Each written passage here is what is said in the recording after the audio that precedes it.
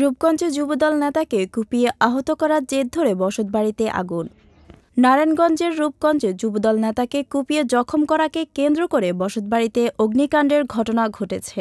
গতকাল শনিবার রাত ৮টার দিকে উপজেলার ভুলতা ইউনিয়নের পাড়াগাঁও গ্রামে এই ঘটনা ঘটে।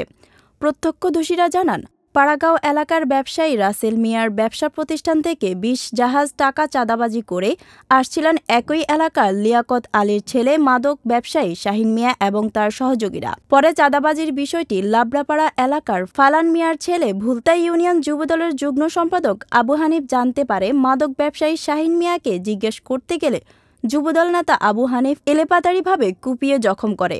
পরে এরই জের ধরে আবু হানিফ মিয়ার আত্মীয়স্বজন ক্ষিপ্ত হয়ে শাহিন মিয়ার বাড়িতে আগুন দিয়েছে বলে জানা গেছে। এদিকে শাহিন মিয়ার বাড়িতে আগুন দিলে দুটি ঘর দ্রুত আগুন ছড়িয়ে পড়ে। পরে স্থানীয়রা ফায়ার সার্ভিসে খবর দিলে কাঁচপুর ফায়ার সার্ভিসের ২টি ইউনিট ১ ঘণ্টার চেষ্টা চালিয়ে আগুন নিয়ন্ত্রণে আনতে সক্ষম হয়। তবে ক্ষয়ক্ষতির পরিমাণ এখনও জানা যায়নি। পরে ঘটনাস্থলে সেনাবাহিনী টহল টিম উপস্থিত হয়ে পরিস্থিতি নিয়ন্ত্রণে আনে।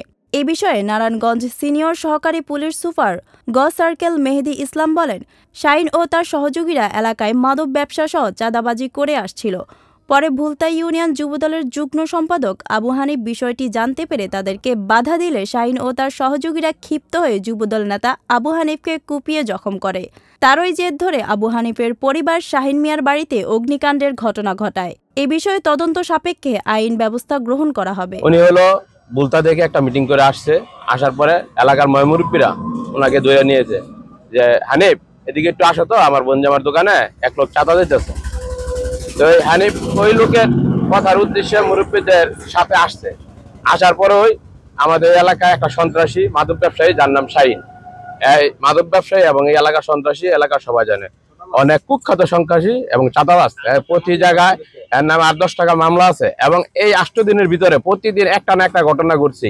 চাঁদা চাইতে গিয়া মারছে, অনেকটা মারছে এবং কেউ ইট বালু কিনতে পারে না। এর জন্য ইট বালু এলাকায় ফালাইলে, এলাকার হোক আর বাইরের হোক, এর জন্য এর টাকা দিয়ে এরপরে নিতে চাঁদা নিতে অতিষ্ঠ হয়ে গেছে গ্রামবাসী। 2টা গ্রাম 3টা গ্রাম অতিষ্ঠ হয়ে গেছে এর জন্য, ঠিক আছে। এরপর আর এই জায়গায় জিগাই দিয়েছে যে তুমি কি সে চাঁদাটা চাইছো, বলতে দেরি এই একটা অস্ত্র বার কইরা মানে এলোপাতালি এরকম শুরু করেছে, ঠিক আছে। মানে কেউ আর ধরতেই পারে না। এরপরে এই সন্ত্রাসী পালাই গেছে গা। এর প্রতিক্রিয়ায় আমরা কেউ না, আমরা যারা বন্ধু বান্ধব আছে আমরা কেউ না, এলাকাবাসী এর প্রতি ক্ষুব্ধ হইয়া এর বাড়িঘর জ্বালা দিচ্ছে। আমরাও কেউ ছিলাম না, এলাকাবাসী। পরে আমি বলছি ভাই কিসের টাকাটা চান আপনারা? পরে আমার দোকান তালা মারছে, তালা মাইরা এই যে আমার হাতুর যা বাড়ি মারছে, আমার দোকানে মেশিন পত্র যা আছে সবকিছু ভাঙিয়া লাইছে। আমি ওনার ফাঁসি চাই। ওই কিছুদিন আগে একজন লোকেরা কুবাইছে, ওই হ্যান্ডকাপ সহ ফাড়িতে ফালাই আইছে, 3 তলাতে লাভ দিয়ে ফালাই আইছে। কোন লোক এর বিরুদ্ধে কথা কোয়ার সাহস পায় না।